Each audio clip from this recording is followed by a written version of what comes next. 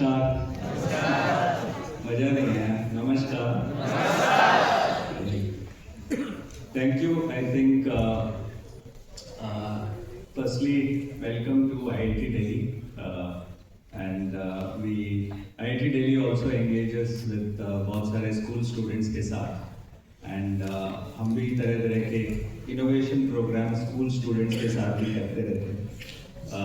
I don't know आप में से कोई बिल्डरथॉन में पार्टिसिपेट कर रहे थे? हाथ उठाओ। ओके, बहुत सारे स्टूडेंट्स हैं जो पार्टिसिपेट कर रहे हैं।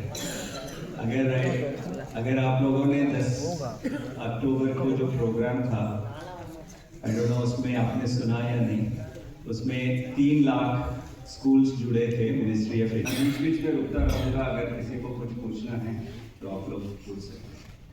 आई थिंक आप सब लोग कई तरह के स्कूलों से आए हैं, आई थिंक विद्या प्राप्त कर रहे हैं, क्लासेस अटेंड करते हैं, प्रैक्टिकल्स अटेंड करते हैं, तरह तरह की चीज़ें सीखते हैं।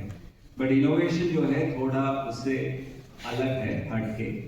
अगर मैं एक उदाहरण लूँ तो एक फिजिक्स प्रॉब्लम जो है आपको इस तरह के टीचर देते हैं क्लास में, करेक्ट? अगर आई डोंट नो आपने 8th क्लास फिजिक्स पढ़ा है तो इस तरह का प्रॉब्लम आया होगा। एंड अगर सब लोग, I think if you know the solution, then everybody will have the correct answer, correct? कितने लोग सॉल्व कर सकते हैं? बहुत सारे करने चाहिए सभी लोग। एंड अगर मैं एक मैथमेटिक्स का प्रॉब्लम लूँ तो इस तरह के हो, या आपके कम्युनिटी का हो, या आपके प्रांत का हो, या आपका देश का हो, या दुनिया का हो, सारे तरह के प्रॉब्लम्स जो है एक डिज़ाइन थिंकिंग एक प्रोसेस है जिससे आप सॉल्व कर सकते हैं। अगर थोड़ी उसकी अगर जानकारी हो तो आप जब भी फ्यूचर में कोई नया प्रॉब्लम सॉल्व करेंगे तो आपको इससे लाभान्वित होगा। अगर मुझे इसी तरह के प्रॉब्लम करना है, अगर मैं कुछ कार्डलेस माइक है तो मैं सुनना चाहूँगा कि आपका आंसर क्या होगा। 1-2 लोग बोल सकते हैं। जिसको भी आंसर करना है प्लीज हाथ उठाएं। वाह,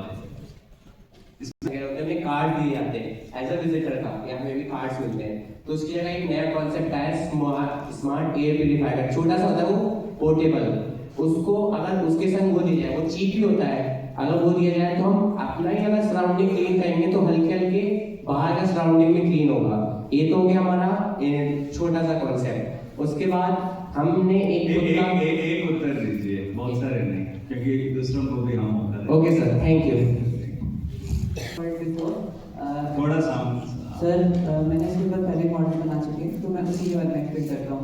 सो इसके लिए मैंने एक सोल्यूशन ये निकाला है कि हम आउटर सिटीज में जहाँ पर पोल्यूशन जहाँ से फ्लो करता है उसके एयर फ्लो को कनेक्ट करके हम वहाँ पे एक पावर प्लांट डालेंगे जो कि सारे पोल्यूशन को कनेक्ट करे और उसके एयर फ्लो को भी मेंटेन करेंगे। तो मेरे ओके, बहुत अच्छा, धन्यवाद। I think very good solution. और कोई एक और?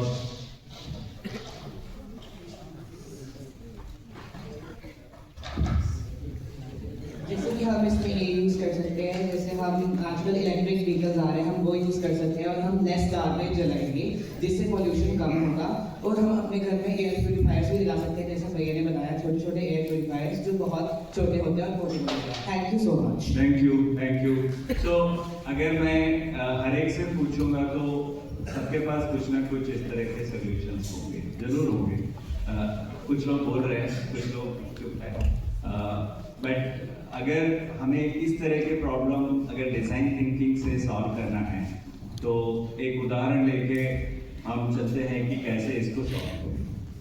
तो पहले तो यह है कि जैसे हमने कहा कि डिज़ाइन थिंकिंग जो है एक प्रॉब्लम है। पहला स्टेप ये होता है, जब भी कोई हमें प्रॉब्लम दिया जाता है रियल वर्ल्ड, तो हम उसको इमीडिएटली सोल्यूशन इमीडिएटली ढूंढते नहीं। एक है कि अगर कोई भी प्रॉब्लम है, बिना सॉल्यूशन के बारे में सोचे क्या मैं प्रॉब्लम पे ही कुछ रिसर्च कर सकता हूँ। प्रॉब्लम को अच्छी तरह से जानने के लिए अगर मैं रिसर्च कर सकता हूँ तो वो एक डिज़ाइन थिंकिंग का पहला स्टेप है। और ये एक बहुत इम्पॉर्टेंट है। एक बार किसी ने अल्बर्ट आइंस्टाइन से पूछा था कि अगर आपके पास 60 मिनट है कोई प्रॉब्लम सॉल्व करने के लिए तो आप क्या करेंगे। तो उन्होंने कहा कि मैं 55 मिनट प्रॉब्लम के बारे में सोचूंगा और केवल 5 मिनट जो है सोल्यूशन के बारे में सोचूंगा। मतलब ये है कि एक बहुत जनरली मैं इसलिए बोल रहा हूँ कि हमारा जो शिक्षा प्रणाली है उसमें ये होता है कि जैसे टीचर ने कोई प्रॉब्लम दिया, जो भी स्टूडेंट सबसे पहले करेक्ट आंसर आता है हम उसको कहते हैं कि वो जो है मतलब प्रतिभावान बच्चा है। बट आई थिंक इनोवेशन में ये जरूरी नहीं। इनोवेशन में आप जितना डिले करके, जितना रिसर्च करके आप अपना आंसर निकालेंगे, आपका सोल्यूशन उतना ही अच्छा होगा। इसीलिए थोड़ा ये हमारे स्कूली प्रणाली से थोड़ा अलग है। एंड ये जो है एक स्टेप 1 है कि मैं रिसर्च करूँ। जैसे यही प्रॉब्लम है एयर पोल्यूशन का, इसमें क्या रिसर्च किया जा सकता है प्रॉब्लम पे, मतलब अगर हम जानना चाहें तो ये है कि कई चीजें हैं जो प्रॉब्लम को अच्छी तरह समझने के लिए हम कई तरह के प्रश्न पूछ सकते हैं। यह है कि पोल्यूशन के रीजंस क्या हो सकते हैं। हो सकता है एक रीजन ना हो, बहुत सारे रीजंस होते हैं, तो वो रीजंस है क्या। और अगर पोल्यूशन होता ही है तो इससे हमें क्या नुकसान होगा या इसके एडवर्स इफेक्ट्स क्या है, तो वो एक उस पर भी थोड़ा रिसर्च करना जरूरी है। और कितने लोग अफेक्ट होते हैं, उसमें सीरियसली कितने होते हैं, जो सीरियसली अफेक्ट होते हैं उनके साथ क्या होता है, या कौन ये जो है एयर पोल्यूशन फैला रहा है, इसके जिम्मेदार कौन है, इसके बारे में मैं थोड़ा रिसर्च करूँगा। या कई तरह के सोर्सेस हैं, उन सोर्सेस का बारे में भी थोड़ा रिसर्च करूँगा। और हम शायद पहली व्यक्ति नहीं है जो इसको, या पहला टीम नहीं है जो इसको सॉल्व कर रहे हैं। बहुत सारे लोगों ने इसमें ऑलरेडी इसको सॉल्व करने के लिए कोशिश किया होगा। मैं ये भी जानने की कोशिश करूँगा कि इससे पहले की क्या कोशिश रही है उस प्रॉब्लम को सॉल्व करने के लिए, और क्या क्या सॉल्यूशंस लोगों ने निकाला और वो क्यों काम नहीं कर रहे हैं। अगर वो सारे काम कर रहे होते तो हम शायद इस प्रॉब्लम के डिस्कस ही नहीं करते।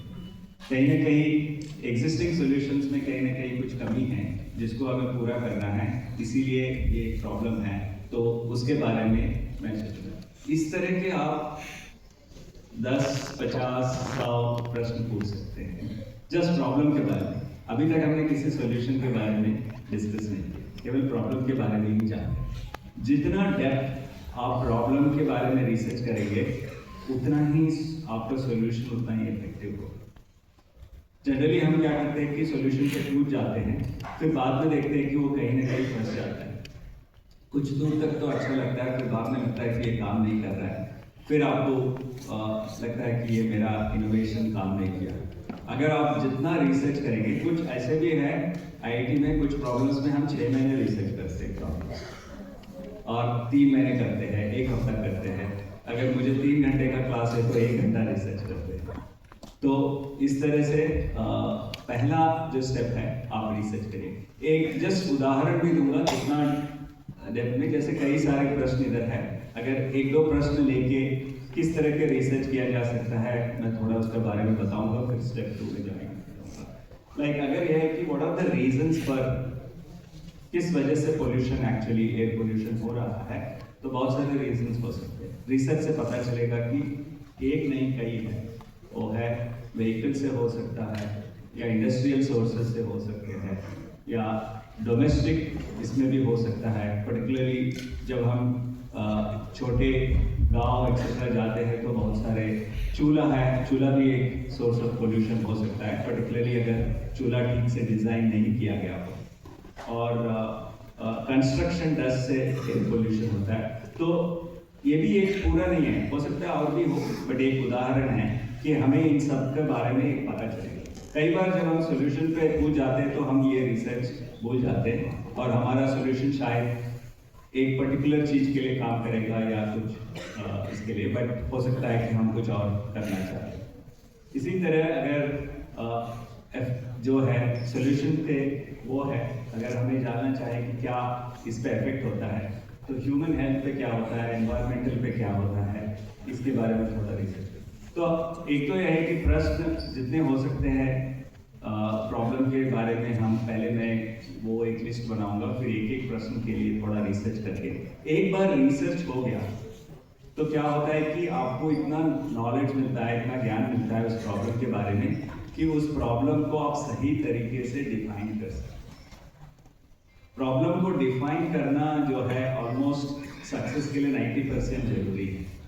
एंड सो सेकेंड स्टेप में ये करते हैं कि आप और इस रिसर्च करने के लिए क्या सोर्सेस हो सकते हैं, हम इसको दो तरह बांटते हैं। एक तो प्राइमरी रिसर्च है, एक सेकेंडरी रिसर्च है।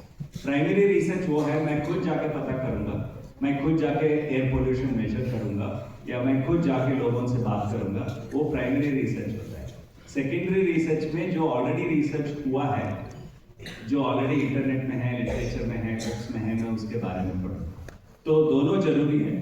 एक तो प्राइमरी रिसर्च में जैसे कि बहुत सारे लोगों से डिस्कस करके उसके बारे में जानने की कोशिश करेंगे। सेकेंडरी रिसर्च में जैसे इंटरनेट है, न्यूज़पेपर से, रिसर्च पेपर से, रिपोर्ट से, पेटेंट से, इनके बारे में, प्रॉब्लम के बारे में ज़्यादा जानकारी होती है। तो एक बार ये दोनों कर लिया तो सेकेंड स्टेप होता है कि अब हम तैयार हैं प्रॉब्लम को डिफाइन करने के लिए अच्छे तरीके से। एक उदाहरण दूंगा कि प्रॉब्लम को जो है डिफाइन करने के लिए क्या तरीके से। यही अगर हम उदाहरण लें, हमने शुरू किया था कि हाउ टू रिस्क जो है एयर पोल्यूशन से रिस्क कैसे कम करें।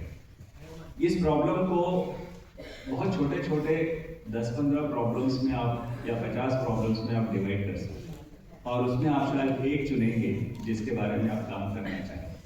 सब प्रॉब्लम्स क्या हो सकता है, क्या मुझे उन तरीकों को ढूंढना पड़ेगा जिससे पोल्यूशन हो ही ना, मतलब I want to prevent the pollution. जब पोल्यूशन ही नहीं रहेगा तो फिर उसके हार्मफुल इफेक्ट्स भी नहीं। वो एक डायरेक्शन है प्रॉब्लम सॉल्व करने का। कई बार ये होता है कि हाँ मैं उसको रोक नहीं सकता, बट अगर पोल्यूशन हो रहा है तो क्या मैं उसका हार्मफुल इफेक्ट्स कम कर सकता हूँ। एक दूसरा वो है नजरिया इसी प्रॉब्लम को सॉल्व करने का। मैं ये भी नहीं कर सकता हूँ, ना मैं रिड्यूस कर सकता हूँ, ना प्रिवेंट कर सकता हूँ, बट जो हार्मफुल इफेक्ट्स है उसके लिए मैं कुछ कर सकता हूँ। जैसे हम मास्क पहनते हैं, मास्क में हम, वो भी एक एयर पोल्यूशन को निपटने का एक तरीका है, बट मास्क में हम ना पोल्यूशन कम कर रहे हैं और ना ही उसका हार्मफुल इफेक्ट्स रिड्यूस कर रहे हैं, जस्ट हम अपने आप को बचा रहे हैं। बट वो भी एक सोल्यूशन है, मतलब रिस्क रिड्यूस करने का। तो अब आपको रिसर्च के बाद ये पता चलेगा कि मुझे किस पे काम करना चाहिए, पहले पे करना चाहिए, दूसरे पे या तीसरे पे, क्योंकि सॉल्यूशंस अलग अलग हो सकते हैं। आपने एक बार पहले सॉल्यूशन दे दिया तो आपने ये वाला जो है एंगल देखा ही नहीं कि मैं ये कौन सा इंपॉर्टेंट है, पहला है कि दूसरा है, तीसरा है, कहाँ ज़्यादा जरूरत है लोगों की, उसके बारे में थोड़ा एक चलता है। एक उदाहरण भी दूंगा, जैसे अगर मुझे प्रिवेंट ही करना है कि पोल्यूशन ही ना हो। अभी कुछ महीने पहले दिल्ली गवर्नमेंट ने कहा था कि 15 साल से जो पुराने व्हीकल्स हैं उनके लिए स्ट्रिक्ट कर दिया है रूल्स एक्सेट्रा। तो वो एक नए रूल्स जो आए हैं, पुराने व्हीकल्स जो पोल्यूशन फैलाते हैं, वो भी एक सोल्यूशन है, बट वो एक पॉलिसी बेस्ड सोल्यूशन है और वो जो है प्रिवेंशन की तरफ जाता है। दूसरा यह है, अभी एक स्कूली स्टूडेंट ने, आई थिंक आप लोगों को इंटरेस्टिंग होगा, तो उन्होंने कहा कि मैं व्हीकल से जो एयर पोल्यूशन आता है उसके हार्मफुल इफेक्ट्स रिड्यूस करने के लिए उन्होंने बैक्टीरिया को यूज किया। बैक्टीरिया जो है वो जो एमिशंस आते हैं उसको थोड़ा यूजफुल प्रोडक्ट्स में कन्वर्ट कर सकते हैं। हालांकि एक आइडिया है, अभी इम्प्लीमेंट नहीं है, इसको इम्प्लीमेंट करने के लिए शायद बहुत कुछ करना पड़ेगा, बट एक स्टूडेंट का आइडिया था, उसने एक छोटा किट बना के दिखाया कि हाँ ये हो सकता है। तो वो भी एक आइडिया है, मतलब ये जो है आप पोल्यूशन कम नहीं कर रहे, प्रिवेंट नहीं कर रहे, बट उसका हार्मफुल इफेक्ट्स कम कर रहे हैं। और एक IIT दिल्ली में एक स्टार्टअप है जो ये करता है कि एक छोटा सा जो है एक वियरेबल जो है आप नाक में लगा सकते हैं, जब ये लगाएंगे तो आपका जो है ये फिल्टर करेगा आप लोगों को, ये भी एक सोल्यूशन है। और इन्होंने भी काफ़ी अपने प्रोडक्ट्स एक्सेट्रा बेचे, तो ये भी एक तो अब आप देखेंगे कि सॉल्यूशंस डिफरेंट डायरेक्शंस में जा रहा है, क्योंकि प्रॉब्लम्स डेफिनेशंस भी डिफरेंट डायरेक्शंस। तो ये जो है सेकेंड स्टेप है, जब भी आप रिसर्च करने के बाद आप प्रॉब्लम क्लियरली डिफाइन करते हैं तो फिर सॉल्यूशन ढूंढने में बहुत आसानी है। ये स्टेप 2 है डिजाइन थिंकिंग। स्टेप 3 में हम क्या करते हैं कि जब भी एक बार मैंने प्रॉब्लम डिफाइन कर दिया तो मैं एक सॉल्यूशन नहीं निकालूंगा, मतलब उस प्रॉब्लम को सॉल्व करने के लिए जितने भी सॉल्यूशंस हो सकते हैं सबके बारे में सोचूं और मैं एक लिस्ट बनाऊंगा कि अगर ये प्रॉब्लम है तो इसको इन 10 या 15 तरीकों से इसको सॉल्व किया जाए। फिर मैं उन 15 सॉल्यूशंस में देखूंगा कि कौन सा सॉल्यूशन मुझे आगे ले चले। हमारे यहाँ थोड़ा वो भी है, जैसे आईआईटी में भी होता है बहुत सारे, इसमें हम जब फैकल्टी कोई स्टूडेंट पूछता है तो स्टूडेंट के पास एक ही उत्तर होता है, बट कई चीजें हैं जिसमें एक उत्तर नहीं होना चाहिए, कई आंसर्स होना चाहिए, हो सकता है उसमें कुछ काम करे कुछ ना करे। इसीलिए हम कहते हैं कि as many solutions as possible to a problem, ये जो है एक स्टेप 3 है जो हम वो करते हैं। तो इसको कैसे करें, इसको इस प्रोसेस को हम आइडिएशन कहते हैं। आइडिएशन में जैसे 4 मेंबर स्टूडेंट्स का टीम है, आप बैठ के डिस्कस कर सकते हैं। हो सकता है कि एक मेंबर के पास 2 आइडियाज है, दूसरे के पास 3 हैं, उन सबको आप लिख सकते हैं, दूसरों से कंसल्ट कर सकते हैं, जो आपके आइडियाज है उनको कंबाइन करके नए आइडियाज ढूंढा जा सकता है।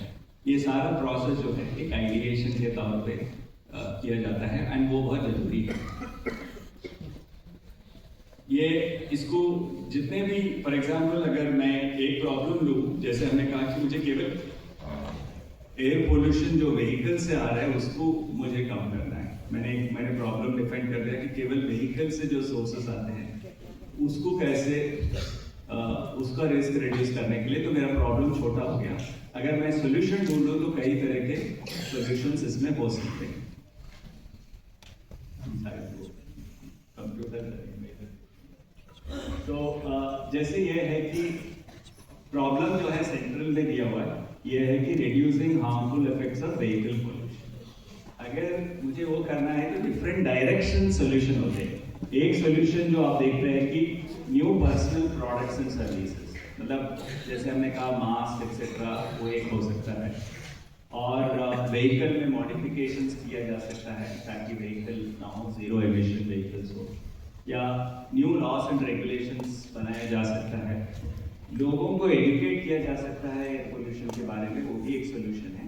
सपोज कल एक स्टूडेंट टीम कहता है कि मैं एक वीडियो बनाऊंगा या बनाएंगे जिसमें लोगों को harmful effects of air pollution due two vehicles एक वीडियो में बना के लोगों तक पहुंचाना चाहेंगे, तो वो भी एक सोल्यूशन है, क्योंकि एजुकेटिंग द पीपल ऑल्सो एक सोल्यूशन हो सकता है। जरूरी नहीं कि हर सोल्यूशन प्रोडक्ट फॉर्म में भी हो, कुछ कम्युनिकेशन फॉर्म में भी हो सकता है, कुछ इस तरह के अवेयरनेस प्रोग्राम की तरफ भी हो सकता है, मतलब वो भी एक सोल्यूशन है। और हम उनको भी जो है नकारते नहीं है, जब हम आइडिएशन करते हैं उसको भी हम सकते हैं।